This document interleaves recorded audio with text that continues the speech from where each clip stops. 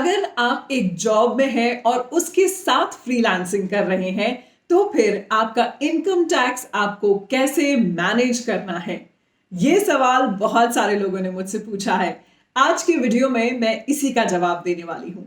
हाय, मैं हूँ आकांक्षा। मैं एक फुल टाइम फ्रीलांसर हूँ, एक ऑडियो वीडियो आर्टिस्ट हूँ, एज अ कंसल्टेंट भी काम करती हूँ। अब बहुत सारे लोगों ने मुझसे पूछा है कि अगर हम किसी एक पर्टिकुलर जॉब में हैं, यानी कि एक एम्प्लॉयर के साथ पेरोल पे हैं और मंथली हमारी सैलरी आती है, लेकिन उसके साथ साथ हम साइड हसल, जिसे फ्रीलांसिंग भी कहा जाता है, वो भी करते हैं, तो फिर हमारे इनकम टैक्स को हमें कैसे मैनेज करना है और हमें क्या करना चाहिए। सबसे पहले तो आपको एक चीज करनी चाहिए। आपका जो साइड हसल और फ्रीलांसिंग है, इसके बारे में आपके करंट एम्प्लॉयर को पता नहीं लगना चाहिए।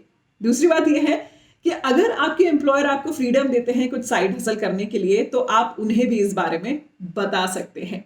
बट इंडिया में यह सिनेरियो थोड़ा कम होता है।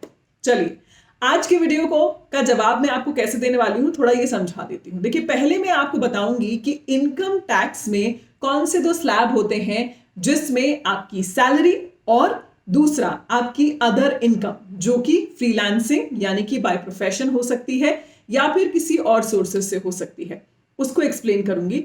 दूसरा, मैं आपको स्पेशली समझाऊंगी कि एज अ फ्रीलांसर जब आप फाइवर, अपवर्क या फिर इनके थ्रू किसी क्लाइंट से काम करते हैं और टीडीएस डिडक्ट होता है, तो उसका आपके इनकम टैक्स पे कैसे रिफ्लेक्शन आता है या फिर उसका क्या उस पर फायदा या नुकसान होता है। आपको यहां पे बता दूं कि मैं भी आप ही की तरह एक फ्रीलांसर हूं और मेरे फ्रीलांसिंग एक्सपीरियंस से मैंने ये समझा कि एज अ फ्रीलांसर हमें पेमेंट, इनकम टैक्स और लीगल रूल्स एंड रेगुलेशंस की भी पूरी जानकारी होनी चाहिए, ताकि हम किसी तरह की परेशानी में ना पड़े। क्योंकि इंडिया में फ्रीलांसिंग अभी अभी उभरना शुरू हुआ है पिछले 2 सालों में, पैंडेमिक की वजह से खास। यूएस के बाद इंडिया एक फ्रीलांसिंग हब की तरह उभर कर आ रहा है, इसलिए इसके जो legal tax rules and payment laws हैं, इसके बारे में बहुत कम लोगों को जानकारी है। मैं यहाँ पे जो आपको जानकारी दे रही हूं, मेरे एक्सपीरियंस से दे रही हूं। शुरुआत करते हैं। नंबर 1, अगर आप किसी जॉब में हैं और एक एम्प्लॉयर के साथ में हैं, पेरोल पे हैं और आपकी मंथली सैलरी आती है, तो आपका ये जो इनकम होगी ये जाएगी हेड सैलरी सेक्शन में, यानी कि सैलरीड सेक्शन में। इस पे आपके एम्प्लॉयर ऑलरेडी टैक्स पे कर रहे हैं, तो इस सेक्शन में आपकी सैलरी आ जाएगी। इसके बाद नेक्स्ट स्टेप में हम बढ़ते हैं, जहां पर आता है ऐसे ही इनकम सैलरी हेड में एक ऑप्शन आता है income through other sources, which is by profession या फ्रीलांसिंग। तो बाय प्रोफेशन, जैसे कि मान लीजिए आप सीए हैं, अकाउंटेंट हैं, मेरी तरह ऑडियो वीडियो आर्टिस्ट हैं और अपनी फ्रीलांसिंग सर्विसेज भी करते हैं। इसमें डॉक्टर्स, एक्टर्स, बहुत सारे प्रोफेशन इंक्लूड किए जा सकते हैं। तो आपकी जो फ्रीलांसिंग इनकम होगी वो इस हेड में आएगी।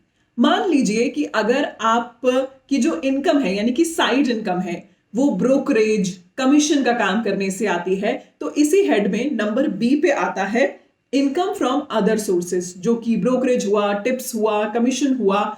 इस तरह की अगर आप साइड हसल करते हैं तो इसमें आपकी इनकम आएगी। अब इसके ऊपर टैक्स कैसे लगेगा? जैसा मैंने आपको बताया कि जो आपका सैलरी का हेड है, जो कि एम्प्लॉयर से आपको सैलरी मिल रही है, वो ऑलरेडी टैक्स उस पर आपके एम्प्लॉयर दे रहे हैं। आपका जो फ्रीलांस वाला बिजनेस है, वो इनकम जो अदर सोर्सेज पे है, उस पे आपको टैक्स देना होगा। ये एक पार्ट हुआ इनकम टैक्स का। अब हम आते हैं कि इसमें आप किस फॉर्म में या फिर आईटी के किस रूल में आप अपना टैक्स दे सकते हैं। तो आपका जो फ्रीलांसिंग सेक्शन है, इस पे मैंने एक और वीडियो बनाया है, प्रिजम्पटिव टैक्स, यानी कि आईटीआर फॉर्म 4 या 44AD, उसे आप एक बार देखें, समझें।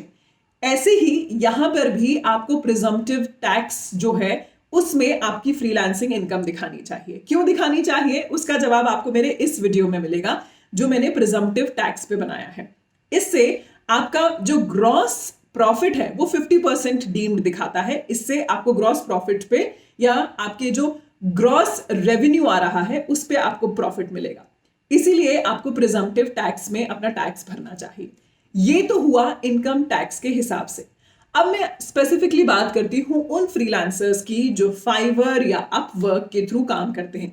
देखिए, मैं सबसे ज्यादा इन दो ही मार्केट प्लेस के थ्रू काम करती हूं, या फिर freelancer.com, तो मैं इन तीनों पर ही अपना एक्सपीरियंस बेस्ड आपको बता सकती हूँ। एक बार फिर से हम सिनेरियो एक्सप्लेन करते हैं। मान लीजिए कि आप जॉब में हैं, आपकी मंथली सैलरी आती है, आपकी सैलरी जाएगी हेड सैलरीज के पार्ट ए में, जहां पर सैलरीड में आपकी इनकम जाएगी, जो कि इनकम टैक्स के सेक्शन 1961 के एक्ट में आता है। अब हम आते हैं इनकम थ्रू प्रोफेशन यानी कि फ्रीलांसिंग के थ्रू। अब इसमें जो भी आपने प्रोजेक्ट्स किए हैं, अब यहां पे ध्यान से समझिए, अगर आपने फाइवर, अपवर्क या freelancer.com के थ्रू किए हैं तो ये ऑलरेडी इनकम टैक्स लॉ यानी कि इंडियन इनकम टैक्स लॉ के अकॉर्डिंग आपके ट्रांजैक्शन पे टीडीएस डिडक्ट करते हैं, जिसका टीडीएस सर्टिफिकेट ये आपको क्वार्टरली या फिर पूरे फाइनेंशियल ईयर का एक साथ आपके ईमेल पे भेजते हैं। इसका मतलब ये हुआ कि आपने ऑलरेडी अपने उस फ्रीलांसिंग वर्क पे टीडीएस पे कर दिया है, यानी कि आपके क्लाइंट ने टीडीएस पे कर दिया है और आपको उस पर अलग से टैक्स देने की कोई जरूरत नहीं है। ये तो पार्ट हुआ अगर आप फ्रीलांसिंग वेबसाइट्स के थ्रू काम कर रहे हैं, जैसे कि फाइवर, अपवर्क या फिर freelancer.com। दूसरे पार्ट पे आते हैं। मान लीजिए अगर आप किसी इंडिपेंडेंट क्लाइंट के साथ काम कर रहे हैं, पहले इंडिया के सिनेरियो की बात करते हैं। इंडिया के क्लाइंट के साथ काम कर रहे हैं, अगर आपका पेमेंट फ्रीलांसिंग का 30,000 से ज्यादा है, वन टाइम पेमेंट या फिर ग्रॉस पेमेंट, तो उस पर 10% टीडीएस डिडक्ट होगा। अगर आप इंडिया के बाहर के क्लाइंट के साथ काम कर रहे हैं तो उस पर कोई टैक्स नहीं लगेगा, उस पर कोई टैक्स, उस ट्रांजैक्शन पे कोई टैक्स नहीं देना है।